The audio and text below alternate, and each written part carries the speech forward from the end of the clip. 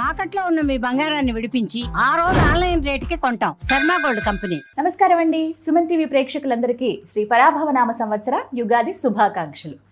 మరి ఉగాది అనగానే అందరికీ గుర్తొచ్చేది రాశి ఫలాలు. మా జాతకం ఎలా ఉంది, ఈ సంవత్సరం ఎలా ఉండబోతోంది తెలుసుకుందాం. వివరించేందుకు మనతో పాటు ఉన్నారు శ్రీ జగదాంబ త్రిశక్తి పీఠం పీఠాధిపతులు తాళ్ళూరి బనారస్ బాబు గురూజీ.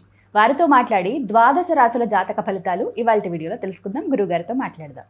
గురుగారు నమస్కారం అండి. శ్రీమాత్రే నమః. గురుగారు, ఈ పరాభవనామ సంవత్సరంలో కర్కాటక రాశి వారి జాతక ఫలితాలు ఏ విధంగా ఉన్నాయి? మెరుగైన ఫలితాల కొరకు వారు ఈ సంవత్సరం మొత్తంగా కూడా ఎటువంటి పరిహారాలు చేసుకోవాలో తెలియజేస్తారా? చాలా సంతోషం తల్లి. మనం కర్కాటక రాశి చూసినట్లయితే పునర్వసు చివరి పాదం అంటే 4వ పాదం, అలాగే పుష్యమి 4 పాదాలు, ఆశ్లేష నక్షత్రం 4 పాదాలు కూడా ఈ కర్కాటక రాశి కిందకు వస్తాయి. కాబట్టి ఈ కర్కాటక రాశి వారు ఆర్థికంగా పురోగతి కనిపిస్తోంది. మంచిగా ఆర్థికంగా అంటే కొంచెం అభివృద్ధి అనేటువంటిది ఇంకా పెరిగేటువంటి అవకాశం కనిపిస్తోంది. ఆస్తిపాస్తులు కూడా సమకూర్చుకుంటారు. ఏదైనా కొత్త నిర్మాణం చేసినటువంటివి కానివ్వండి, లేదా ఇంకోటి కొనుక్కుందాం, ఇంకో పిల్లాడికి ఉపయోగపడుతుంది అనేటువంటి స్థలం కానివ్వండి, ఏదన్నా బాగా అంటే వీళ్ళు మనకి షేర్ మార్కెట్లో అభివృద్ధి కానివ్వండి, లేకపోతే కనుక మూలధనం ఏర్పాటు చేసుకునేటువంటి దానిలో కానివ్వండి, అలాగే మ్యూచువల్ ఫండ్స్ ద్వారా బెనిఫిట్ పొందేటువంటి దానిలో వీళ్ళు డబ్బును ఇన్వెస్ట్ చేయడం అనేటువంటిది మ్యూచువల్ ఫండ్స్లో చాలా ఉపయోగం ఉంటుంది కర్కాటక రాశి వారికి. దానిలో కనుక పెట్టుకున్నట్లయితే చాలా బాగుంటుంది. అలాగే తోబుట్టువుల ఆస్తి వ్యవహారాల్లో కూడా కొన్ని చికాకులు ఎదురవుతాయి. తోబుట్టులకు సంబంధించినటువంటి ఆస్తి వ్యవహారాలు ఏవైతే ఉంటాయో దానిలో మనం కలగ చేసుకున్నాం అనుకోండి, అప్పుడు కొన్ని అనవసరమైనటువంటి చిక్కులు మనకి ఏర్పడతాయి. అలాగే వాళ్ళ ఆస్తిపాస్తుల్లో మనకు లింకప్ ఉన్నా కూడా ఏదైనా అంటే సరిహద్దు వివాదం అనుకోండి, ఒక రకంగా పొలాల్లో కానివ్వండి మనకు కనిపిస్తూ ఉంటాయి. ఆ సరిహద్దు వ్యవహారాల్లో కూడా వీళ్ళు జాగ్రత్తలు కనుక లేనప్పుడు, లేదా కనుక మనం కొంచెం పోనీలే అనేటువంటి ధోరణ లేకుండా మొండి పట్టుదలగా ఉన్నా కూడా అది అనవసరంగా సమస్య జటిలం అవుతుంది అనేటువంటి విషయాన్ని కర్కాటక రాశి వారు గ్రహించుకోవాలి. అంతేకాని కోర్టు వ్యవహారాల విషయాల్లో చాలా జాగ్రత్తలు తీసుకోవాలి. ముఖ్యంగా పెట్టుబడుల్లో ఆచితూచి వ్యవహరించడం మంచిది. అంటే వ్యాపార సంబంధంగా మనం చూసినట్లయితే పెట్టుబడి విషయాల్లో వీళ్ళు కొంచెం ఎక్కడైనా స్నేహితులు మంచి వ్యాపారం సాగుతోంది, లేకపోతే నేను కూడా ఇంకో చోట పెడదాము అనుకునేటువంటి విషయంలో కొంచెం జాగ్రత్తలు వీళ్ళు తీసుకోవాలి. ఉన్నత చదువుల కోసం చేసే ప్రయత్నాలు చక్కగా ఫలిస్తాయి. విద్యా గురించి ఇతర పిహెచ్డి చేయాలనుకున్నాం, లేకపోతే ఇంకా పెద్ద పెద్ద చదువులు చదవాలనుకున్న వారికి బాగా అనుకూలంగా ఉంది. శాస్త్ర సాంకేతిక రంగాల్లో టెక్నికల్ రంగారం లేదా సైన్స్కి సంబంధించిన రంగాలకు సంబంధించి చాలా బాగుంటుంది కర్కాటక రాశి వారికి ఈ సంవత్సరం. అంతేకాకుండా గురుగ్రహ సంచారం ఎలా ఉంది వీళ్ళని చూసినట్లయితే కనుక వ్యాపారాల్లో లాభాలకు, ఉద్యోగాల్లో పరిమితికి, పురోగతికి అవకాశం ఎక్కువగా కనిపిస్తోంది. అంటే చాలా పరిమితి లేని పురోభివృద్ధి అని చెప్పుకోవచ్చు. ఒక్కొక్కసారి చాలా స్పీడ్గా వీళ్ళు గెయిన్ అయిపోవడానికి మనకి ఈ సంవత్సరం కనిపిస్తోంది కర్కాటక రాశి వారికి.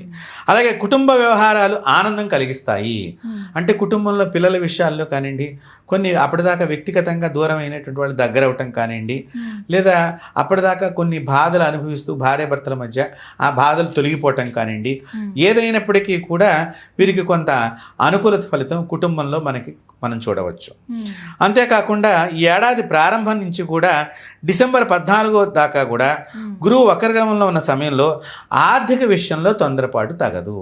ఏదైనా ఖర్చు పెట్టేటువంటి కొంచెం ఆచితూచి, నేను గురువు వక్రగ్రమంలో ఉన్నాడు, దాని రీత్యా కొంచెం ఆచితూచి, అంటే ఎవరికైనా మనం డబ్బు ఇస్తున్నాము, ఒకవేళ ఎవరికైనా మన వాళ్లే కదా మళ్ళీ తిరిగి ఇస్తారు కదా అనుకునేటువంటి విషయంలో కొంచెం ఆలోచన చేయవలసి వస్తుంది.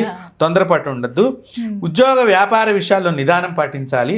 రవాణా, కన్సల్టెన్సింగ్, విద్యా రంగంలో వారు జాగ్రత్తగా ముందడుగు వేయాలి.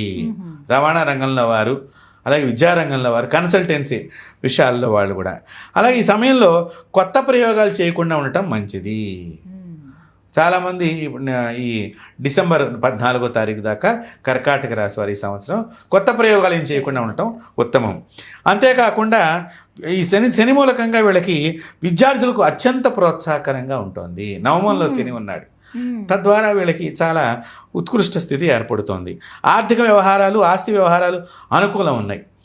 అలాగే ప్రేమ బంధాలు బలపడతాయి. అలాగే పెద్దల ఆరోగ్యం మెరుగుపడుతుంది. ఆస్తులకు సంబంధించిన కోర్టు వ్యవహారాల్లో విషయాలు కూడా విజయం సాధించడానికి కర్కాటక రాశి వారికి ఎక్కువగా అవకాశం కనిపిస్తోందని మనం చెప్పుకోవచ్చు. అలాగే రాహుకేతువులు ఎలా ఉన్నాయి వీళ్ళ మీద ప్రభావం ఈ సంవత్సరం అని ఆలోచన చేస్తే కొన్ని రాహుకేతువుల సంచారం మూలకంగా ఆస్తి వ్యవహారాలు కోలికి వస్తున్నాయి అని వీరు చక్కగా కొంత ఆస్తి మనకు వస్తుంది, ఒక సమస్య నుంచి మనం గట్టెక్కాము, కాస్త పర్వాలేదు అనేటువంటి మాటలు మనం కర్కాటక రాశి వారికి ఈరోజు ఆ హామీ ఇవ్వవచ్చు, మనం అలాంటివి మీరు పొందుతారనేటువంటిది. అలాగే ఆరోగ్యం పట్ల శ్రద్ధ చూపించాలి. ఆరోగ్య విషయంలో ఎంత శ్రద్ధ చూపించాలి అంటేనంటమ్మా, గ్యాస్ట్రిక్ ట్రబుల్కి సంబంధించిన ఎక్కువగా అనవసరమైనటువంటి వచ్చేటువంటి అవకాశం కనిపిస్తుంది. అంతేకాకుండా కర్కాటక రాశి వారు ఈ సంవత్సరం మాటలన్నీ పొదుపుగా వాడాలి.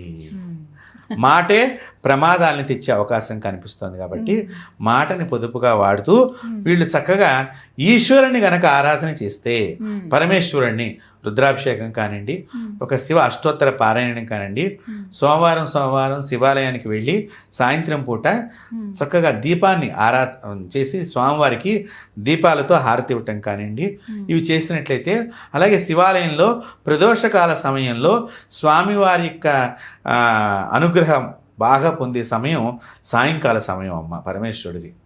చాలా ఆనందంగా ఉంటాడట పరమేశ్వరుడు. దానికి కారణం ఏమిటి అంటే పార్వతీ సహితుడై ఉంటాడు సాయంత్రం పూట.